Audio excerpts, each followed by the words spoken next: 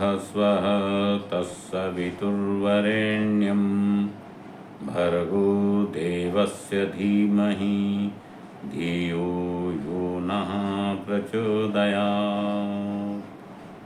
ॐ सजलश्रद्धाय विद्महे महाशक्त्यै च धीमहि तन्नो भगवती प्रचोदयात्।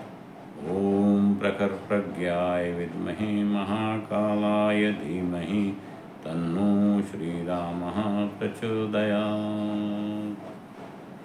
देवियों, भाइयों, आज हम गायत्री मंत्र के 9 शब्द हमें क्या सिखाते हैं इसके बारे में चर्चा करेंगे। गायत्री मंत्र के 24 अक्षर होते हैं, 9 शब्द होते हैं। 24 अक्षर कौन से? तत्सवितुर्वरेण्यं भर्गो देवस्य धीमहि धियो यो नः प्रचोदयात्, ये 24 अक्षर है। और 9 शब्द है तत्सवितुर्वरेण्यं भर्गो देवस्य धीमहि धियो यो नः प्रचोदयात्, ये 9 शब्द है। 9 शब्द हमें क्या पढ़ाते हैं इसके बारे में विशेष जानकारी होती है। 24 अक्षर की 24 शक्तियाँ होती है। तत्सवितुर्वरेण्यं भर्गो देवस्य धीमहि धियो यो नः प्रचोदयात्, ये गायत्री मंत्र है। ओम भूर्भुवः स्वः, ये व्याहुति कहलाती है। और ओम प्रणव कहलाता है। ओम हमें क्या कहता है? आध्यात्मिक बनिए, उन्नति करिए और महान बनिए। भूर्भुवः स्वः यानी कि भूलोक, पाताल लोक, स्वर्गलोक में रहने वाला एक ही परमपिता परमेश्वर है। उसके नाम अनेक है, इसलिए परमात्मा एक ही है। परमात्मा क्या कहता है? हमें गायत्री मंत्र जीवन जीने की कला सिखाता है। तो कैसे जानिए, आइए हम आज उसी के बारे में चर्चा करते हैं। पहला शब्द है तत्। तत् यानी जीवन विज्ञान। हम इस शरीर में आए हैं, शरीर हमारा है, कब जाना है ये पता नहीं।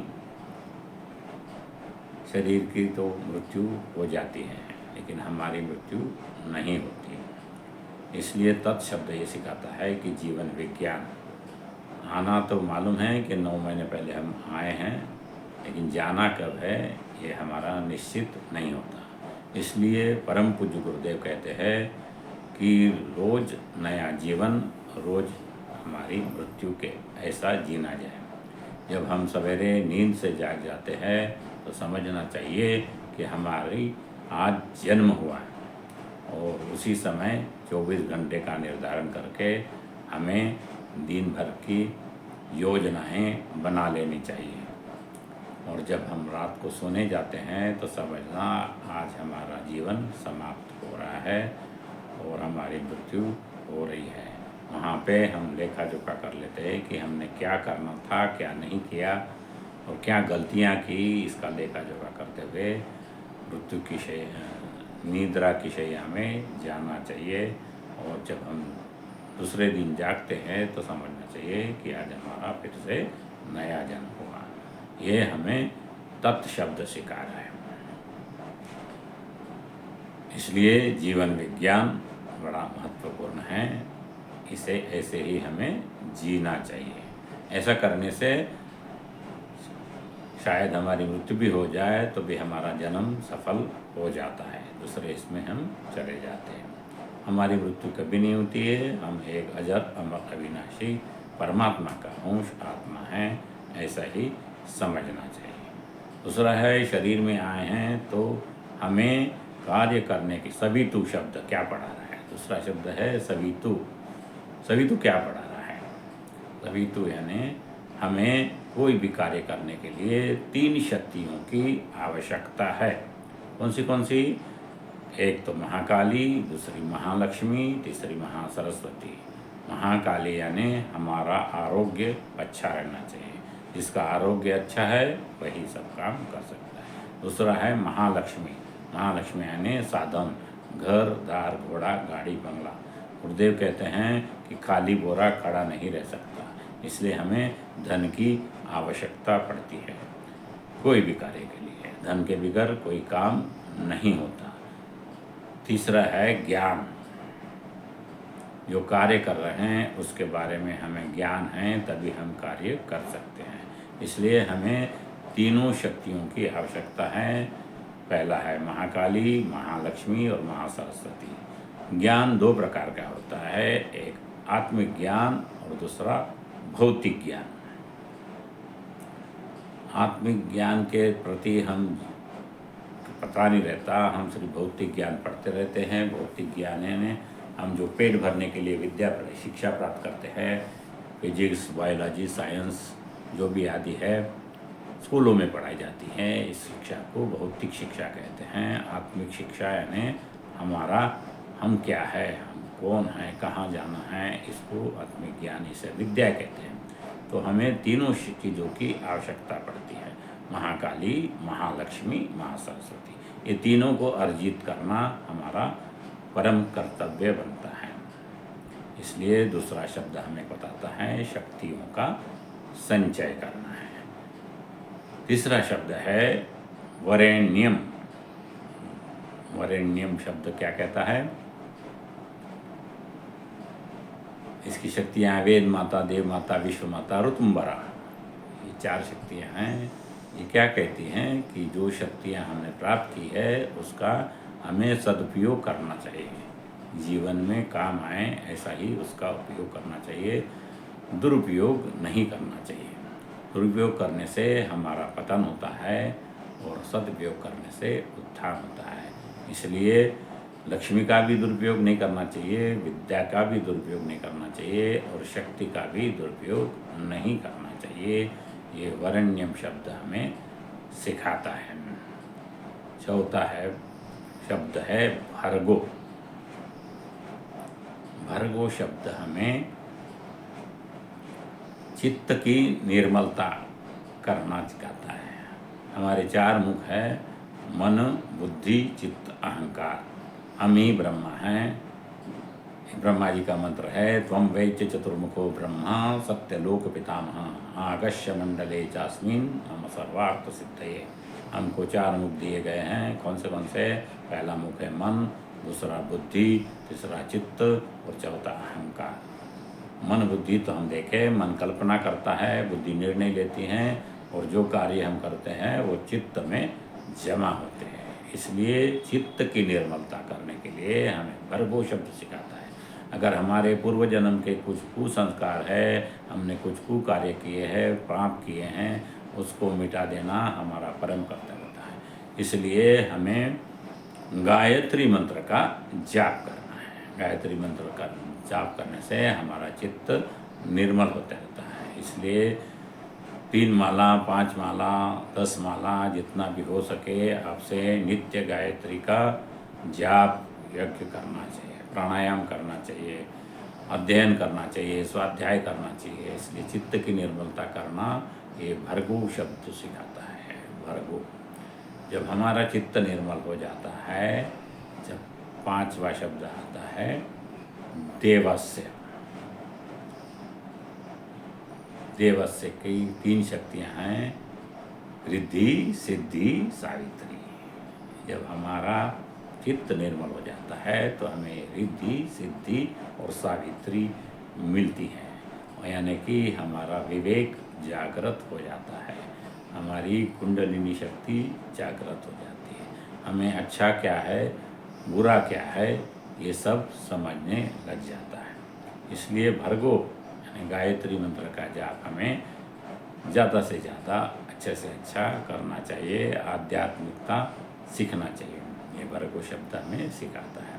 देवस्य, फिर हमें हमारा तीसरा नेत्र खुल जाता है, हमारी विवेक बुद्धि जागृत होती है, देवस्य हो जाता है, रिद्धि सिद्धियाँ जागृत हो जाती हैं। फिर धीमहि, जब हमारा विवेक जागृत हो जाए, धीमहि यानी सद्गुणों को यानी देवताओं के गुणों को हम अपने अंदर धारण करते हैं।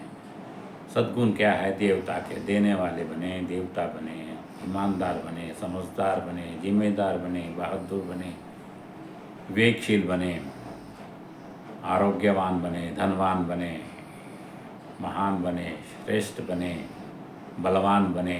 ये सारे गुण देवताओं के हैं, इसलिए देवता बनना चाहिए। ये थीम ही हमें सिखाता है और हम अपने आप सारे देवताओं के गुणों को अपने अंदर धारण कर लेते हैं। ये धीम ही शब्द। उसके बाद धियो। धियो का दो शक्तियां हैं, कुंडलिनी और प्राणाग्नि।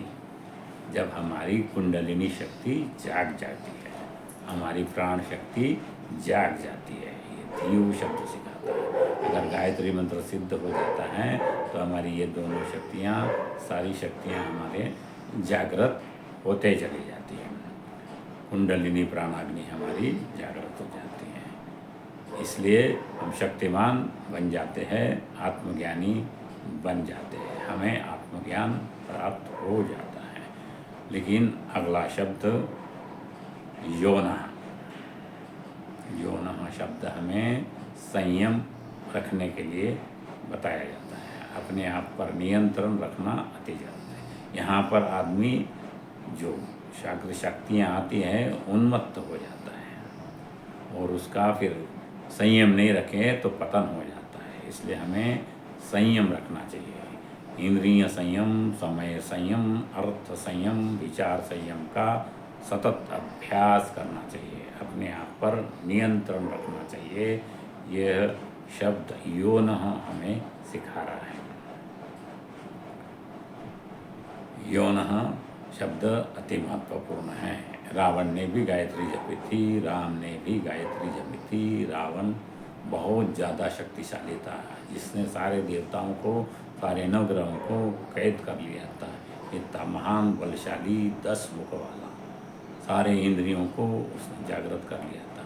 फिर भी उसने योनः शब्द का ध्यान नहीं रखा, उन्मत्त हो गया। इसलिए शक्तिशाली लोगों को मारने के लिए भगवान को अवतार लेना पड़ता है। स्वयं भगवान उसे मारने के लिए आए थे। इसलिए हमें योनः शब्द का ध्यान रखना चाहिए। उसके बाद में आखिरी शब्द आता है प्रचोदयात्। प्रचोदयात् यानी हमें सेवा करनी है। किसकी? समाज ही परमेश्वर है, ये समाज की सेवा करनी है। समाज की सेवा कैसी करना है? प्रचोदयात्। 4 शक्तियाँ इसमें आती है। प्र यानी अन्नपूर्णा, चो यानी महामाया, द यानी पयस्विनी, यात यानी त्रिपुरा। कैसी सेवा करना है? अन्नपूर्णा यानी हमें अन्न की बर्बादी से बचना है, अन्न की बर्बादी होने नहीं देना है। अन्न ही परब्रह्म है, इसलिए अन्न को बचाना है, अन्न का ज़्यादा से ज़्यादा उत्पादन करना है और अन्न सबको पहुंचाना है। भूखा आदमी नहीं रहना चाहिए, इसके ऊपर ध्यान रखना चाहिए। समाज की सेवा में ये प्रथम कर्तव्य आता है। दूसरा है चो यानी अज्ञान। महामाया यानी हमें अज्ञानी बनाए हैं। हमारा अज्ञान दूर होने के लिए हमें सद्बुद्धि की प्राप्ति करना चाहिए। सद्बुद्धि का मंत्र है गायत्री मंत्र। गायत्री मंत्र सबको जापना चाहिए, हमारी सद्बुद्धि को बढ़ाना चाहिए। आज भूखा आदमी हमें बहुत कम मिलते हैं, लेकिन अज्ञानी जगह जगह फैले मिलते हैं। कितने भी बड़े महान हो गए हैं, बड़े बड़े हो गए हैं, इंजीनियर हो गए, डॉक्टर हो गए, वकील हो गए, लेकिन ये सारे अज्ञानी कहलाते हैं। जिसके अंदर लोभ मोह अहंकार है, ये सारे अज्ञानी करते हैं। आज हर तरफ अज्ञान फैला हुआ, थोड़े से लोभ के लिए लोगों की जान ले लेते हैं। मोह आज इतना फैल गया है कि हमारे ऊपर हमारा नियंत्रण नहीं है, और अहंकार बोले तो व्यापक रूप से रावण आज घर घर में हुए हैं। इसी को मारना है। ये चो शब्द सिखाता है। द यानी पयस्विनी। पयस्विनी अमृत। गायत्री मंत्र ही जो हम बता रहे हैं ये अमृत तुल्य है। इसी से हमारा जीवन बनता है, जीवन सुधरता है। इसलिए गायत्री मंत्र हमें जीवन जीने की कला सिखाता है। गायत्री मंत्र सभी को बोलना चाहिए, गायत्री मंत्र अपने जीवन में अपना लेने चाहिए। इसलिए गायत्री मंत्र सर्वोपरि है। फिर याद शब्द यानी त्रिपुरारी अगर जो इतना कर लेता है तो फिर उसे किसी बात की कमी नहीं होती है, वो तीनों नगरी का राजकुमार बन जाता है। भूर्भुवः स्वः में वो व्याप्त रहता है। यही गायत्री मंत्र हमें पढ़ाता है। इसलिए हम आप सबसे निवेदन कर रहे हैं कि गायत्री मंत्र का जाप किए, एक बने नेक बने। हम सुधरेंगे, युग सुधरेंगे। इस तथ्य पर ध्यान देकर गायत्री मंत्र अपनाना चाहिए। आप सभी लोगों ने हमारा ये वीडियो सुना, बहुत बहुत धन्यवाद आपका। इस गायत्री मंत्र को जन जन तक पहुंचाना है, यही आज के प्रज्ञा अवतार परम पूज्य गुरुदेव पंडित श्री राम शर्मा आचार्य जी का कहना है। उन्होंने गायत्री मंत्र जो लुप्त हो गया था उसे बहुत कठिन तप करके आपके पास में लाया है। इसलिए हमें सारी शक्तियाँ प्राप्त हो रही है। हमें गायत्री मंत्र का अवलंबन करना चाहिए। गायत्री मंत्र हर एक को जपना चाहिए। गायत्री मंत्र हर एक को जपने का शब्द है। ये हिंदू मुस्लिम सिख ईसाई का मंत्र नहीं है, ये इंसानियत का मंत्र है, सद्बुद्धि का मंत्र है। ये इसके देवता सविता देवता है और सविता देवता सभी को प्रकाश देते हैं और सभी का कल्याण करता है। किसी के लिए कम नहीं, किसी के लिए ज़्यादा नहीं। इसलिए एक बनो, नेक बनो और गायत्री मंत्र का अवलंबन करो। परम पूज्य गुरुदेव की जो दीपक जलाया था उसकी जन्म शताब्दी 2026 में होने जा रही है। उसी के लिए सभी तैयार रहें। अखंड ज्योति पूरे भारत में भ्रमण कर रही हैं। अगर कहीं आपको नज़र आए, दिख जाए तो उसके दर्शन अवश्य कर लें। और सजल श्रद्धा प्रखर प्रज्ञा, ज्योति में दो शक्तियाँ होती है। जो ज्योति का प्रकाश होता है उसे प्रज्ञा कहते हैं और ज्योति की जो शक्ति होती है आत्मसात करने की उसे श्रद्धा करते हैं। इसलिए ज्योति में ही आज के देवता श्रद्धा और प्रज्ञा परम पूज्य गुरुदेव परम वंदनीय माता जी समाये हैं। उसी का ध्यान करें। बोलो गायत्री माता की जय, परम पूज्य गुरुदेव की जय। इस वीडियो को लाइक करें, शेयर करें, जन जन तक पहुँचाएँ। आप सभी का फिर से बहुत बहुत धन्यवाद।